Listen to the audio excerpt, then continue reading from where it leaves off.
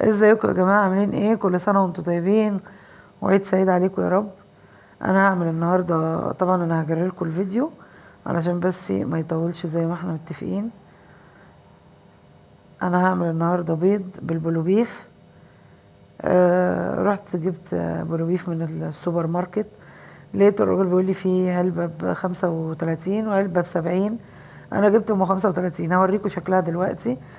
بس عايزه اقول لكم طعمها حلو جدا بجد، والله هتعجبكم قوي. اهي ديت. طبعا انا مش بعمل دعايه لحاجه عشان خاطر ايه محدش يفكر ان انا بعمل دعايه لحاجه. ومعلش صوتي بقى تعبان شويه عشان واخده برد. انا حطيت البلوبيف وعملته طبعا بالزيت. انا بحب اعمل الاكل بالزيت عشان خاطر الاكل يكون خفيف، لان انتوا عارفين ان السمنه تقيله ومتعبه عموما.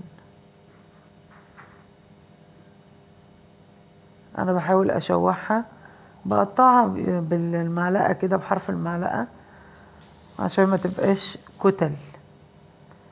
فبحاول ان انا ايه اسيبها يعني من بعضيها، فبقلبها. طبعا انا بعمل الاكل دوت، بعمله ده اكل اصلا فطار و... وينفع على فكرة كمان للعشاء او للغدا.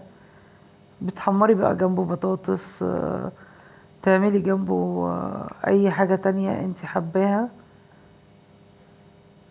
طبعا انا دلوقتي وانا بكسر البيضة في قشرة هتقع مني اهيت، بس طبعا مش هعرف، مش هينفع اشيلها بالمعلقة عشان ما تخشش في قلب الاكل وتتوهني بعد كده معرفش اجيبها.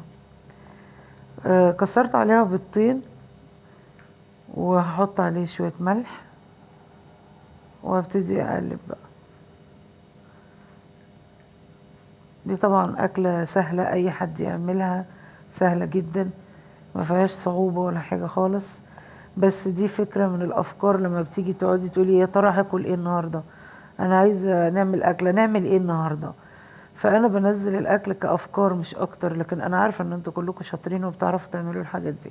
ودي اكلات بسيطة جدا وسهلة، واي حد يقف في المطبخ ويعملها من صغير لكبير. يعني حتى لو عيل صغير يقدر يقف يعملها على البوتاجاز، مفيهاش اي مشكلة، مفيهاش اي خطورة، ما بتاخدش وقت وسهلة. عايزة اقول لكم بقى، بصوا يعني ريحتها وطعمها بجد كانوا حلوين قوي، وولادي شكروا فيها، عجبتهم جدا.